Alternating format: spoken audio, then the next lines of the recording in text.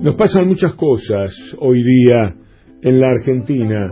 Casanelo, juez de ir y venir, aunque él ha sufrido a ese poder mediático en carne propia, con todo lo que ha sido capaz de mentir. Mirá, si otro juez mañetista hubiese estudiado el caso Casanelo, estaría preso, estaría en Siberia, claro, con aquello de que había ido a Olivos.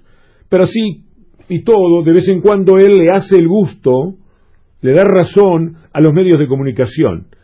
Ha ocurrido algo para mí desopilante, ya a esta altura, de Casanelo reviviendo el caso Skanska, que nunca le sirvió por el tema de los sobreprecios, porque todas las pericias demostraron lo contrario, y que después fueron por las facturas truchas que entre privados se daban. Sepan ustedes que Skanska es un negocio de techín, licitando con otras empresas privadas las obras de compresión de gas del gas del norte.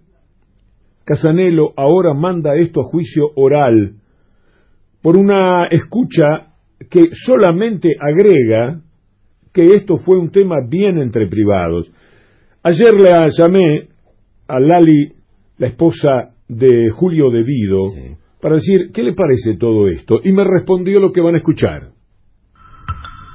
Me parece terrible que luego de 14 años sigamos hablando del caso Skanska, que se quiso instalar como un caso emblemático de corrupción en la Argentina, un caso que fue investigado judicialmente desde el año 2006 y donde se determinó a través de pericias contables que no hubo ningún sobreprecio en estas obras de ampliación de gasoductos. De eso se trataba. Era una obra de ampliación de gasoductos donde intervenía la empresa Skanska, contratada por TGN y el grupo Techín. Era una empresa privada, pagada por privados y ejecutada por privados. El Estado, la única intervención que tuvo fue definir la instrumentación legal del fideicomiso para que efectivamente pudieran ejecutarse estas obras. La pericia determina que no hubo sobreprecios en las obras de ampliación de gasoductos. La modalidad o la instrumentación legal del fideicomiso es un formato legal que se da desde el Estado para promover que estas obras necesarias se ejecuten, pero fue una obra ejecutada y pagada por empresas privadas, con lo cual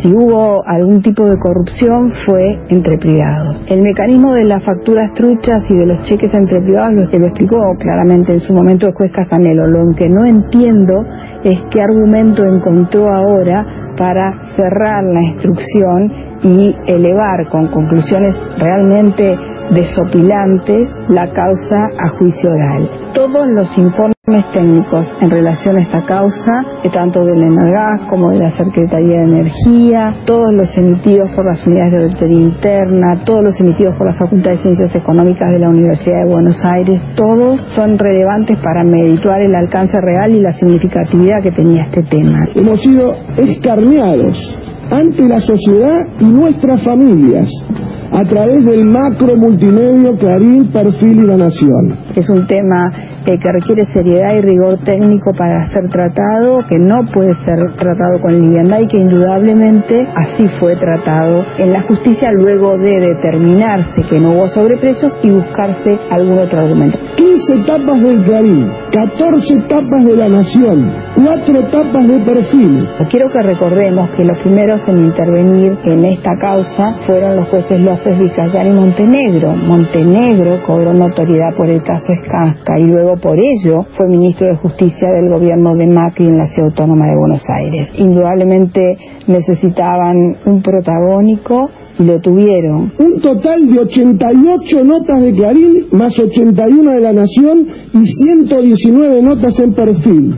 La verdad que si hubo desvío de fondos, si hubo vaciamientos, si hubo cobros indebidos, si hubo alguna asociación ilícita o si hubo evasión impositiva, lo fue entre empresas privadas. Me parece una locura que se esté elevando a juicio oral esta causa, lo que indudablemente muestra que los jueces de primera instancia, sobre todo los que están siendo amedrentados por el fiscal Stornelli, no tienen la valentía como para cerrar causas que no tienen causa. Está en línea el doctor Maximiliano Rusconi. ¿Cómo le va, doctor? Buen día. Bien, buen día, ¿qué tal? Bueno, ¿qué dice usted de todo esto que pasó, esta elevación a juicio oral del caso de Skanska? Que Casanelo no es mejor que lo peor del Fuero Federal. Esto tendrá, quiero comenzar por esto, porque es lo más doloroso, ¿no? Cuando uno dice, bueno, son todos un desastre, pero este señor dentro de todo es mejor. No, no es mejor. En todo caso, se da todavía más pusilámine, más tendrá una dicotomía, intentará quedar bien con el equipo de los malos y con el equipo de los buenos, y eso no se puede. Y esto lo digo porque todavía Casanelo y la gente tiene que acordarse, tiene que responder por una escandalosa privación ilegítima de la libertad de Lázaro Báez, que ya está casi 4 años en prisión preventiva en un operativo que él armó con la ministra de Seguridad. Entonces él va a tener que responder por eso. Hecho que está denunciado sutilmente, y yo le di la oportunidad a Casanelo de que él mismo sortee ese episodio para que se investigue, y no lo hizo.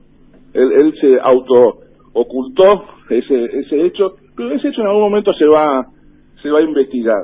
Entonces, claro, quien es capaz de enjaular 4 años de modo injustificado a una persona sin ninguna razón procesal que justifique esa decisión, es capaz casi de cualquier cosa, digamos. O sea, ya si moralmente uno se instala desde ese lugar, cualquier cosa es posible. Esta causa, la de Skanska, es una causa que tiene, como bien dijo, bueno, el audio de Lali es absolutamente ilustrativo, además con la solvencia jurídica que ella tiene, ¿no? Es una causa que tiene una historia patética, de idas y vueltas. Es una causa básicamente, Víctor Hugo, es una causa tributaria, y no es un episodio tributario raro o difícil de comprender. Las empresas, muchas veces, a efectos solo de evadir impuestos, generan lo que se llama la facturación apócrifa, es decir, inventan un gasto, dicen que durante tal ejercicio fiscal se pintó 4 veces la compañía, que hay un pintor que está dispuesto a hacer una factura cuando no pintó ni una vez, y eso significa una evasión tributaria. Esto fue lo que se encontró en esta causa. Todo lo demás es todo un invento de un fiscal que lo conocemos muy bien, que es el señor Stornelli, que todavía, o sea, en algún momento va a tener, o sea, ya dijo 6 veces que no a una declaración indagatoria que lo están citando de Dolores, que lo están esperando, que han decidido suponer, inventar que ese dinero evadido, ¿sí?, es el antecedente de un pago de coimas, para decirlo con el lenguaje vulgar, a funcionarios públicos, cuando no hay un solo elemento, pero no hay un reglón en toda la causa. Al contrario, los supuestos pagadores de coimas, digamos, y que han colaborado o han visto el hecho, los testigos que han dicho la verdad porque están obligados a decirlo, muchos de los cuales han dicho que no conocen ni a Julio Devido ni a ninguno de los funcionarios públicos. Esta causa es vergonzosa, digamos, y le voy a dar un ejemplo más que es coyuntural, pero que demuestra algo que es una denuncia pública que yo quiero hacer.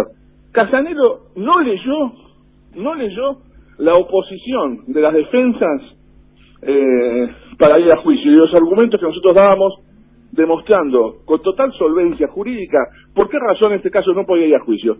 Y cuando digo que no leyó, Víctor Hugo. ¿Y sabe por qué digo que no leyó? Porque en los últimos reglones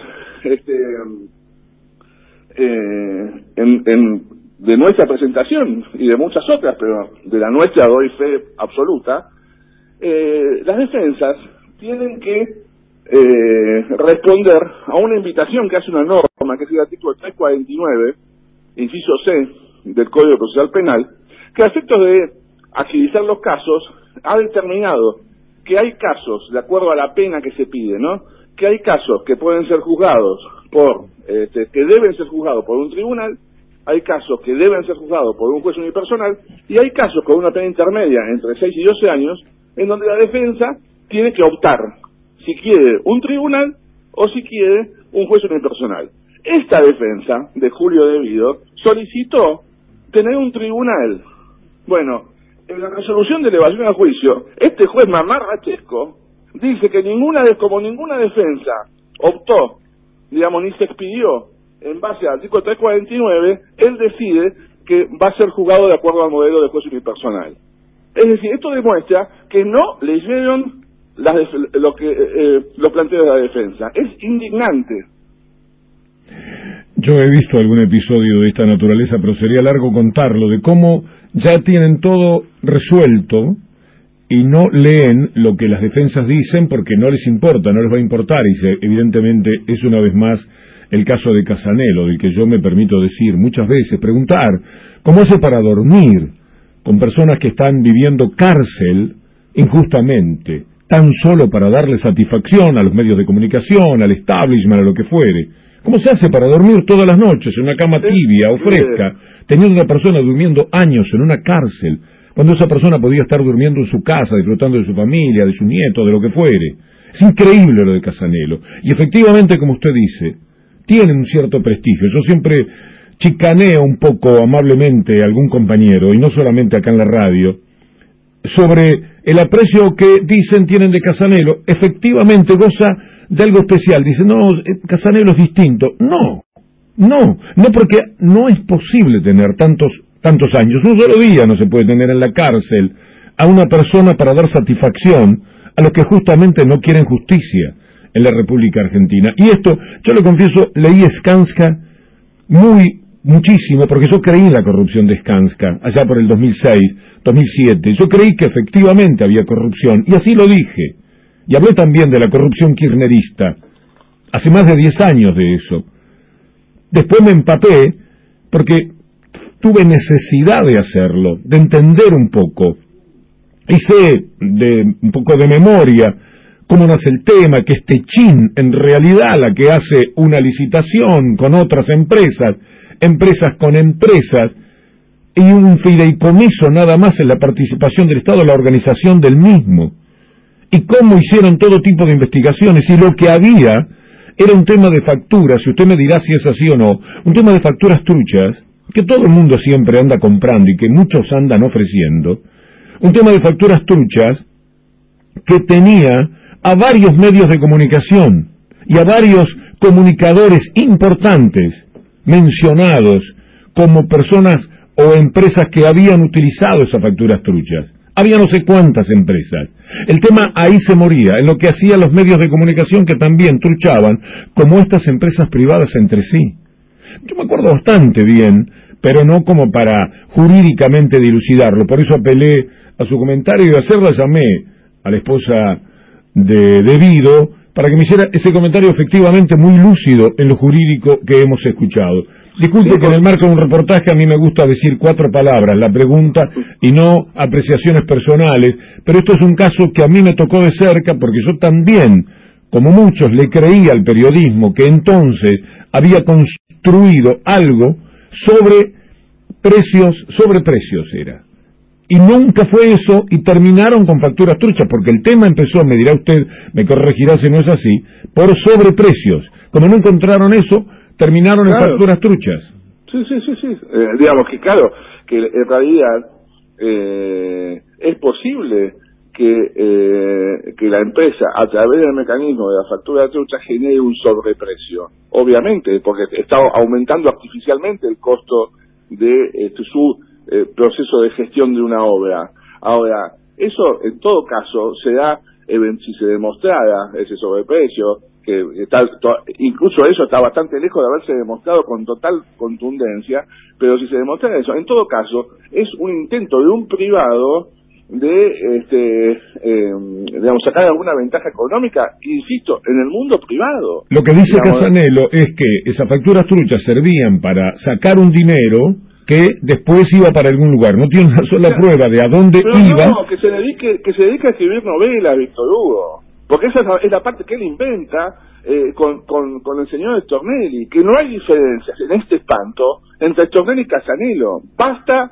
de defender a los que alguna vez nos trataron bien, nos sirvieron un café, nos dieron información buena, o protegieron a algún amigo que se merecía esa protección o no. Pero la verdad es que no hay diferencias entre Stornelli y Casanelo, digamos, es exactamente igual, eventualmente con la responsabilidad adicional, en el caso de Casanelo, de que él ha decidido hace 4 años tener en cautiverio a una persona que no es mi defendido, hace años que no es mi defendido, así que no estoy influido por esa cuestión. y sin embargo, digamos, ha inventado en consonancia con una necesidad política que tenía el gobierno, y ahora también me extraña que con esta rapidez, porque no han leído los expedientes, porque no tuvieron tiempo de leerlo, y no tuvieron tiempo porque necesitaban hacer esto antes de las elecciones. Entonces, qué buen amigo político que hay en algunos de mis amigos que creen que Casanero es un amigo, cuando en verdad este señor está jugando claramente para un partido que seguro no tiene nada que ver con la elección ideológica de mis amigos. No sé si soy claro. Sí. Doctor Maximiliano Rusconi, muchas gracias. No, gracias a usted, doctor. Un abrazo.